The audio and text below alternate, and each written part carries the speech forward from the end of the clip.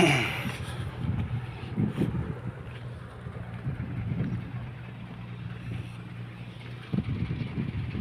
่เส้นทางการเจือนแคมป์ของเนาะถือว่าสำเร็จไปแล้ว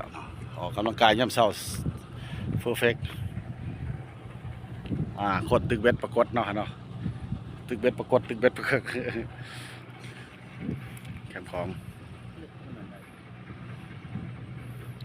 ทักหลังผู้บอลดำๆหน่อยๆ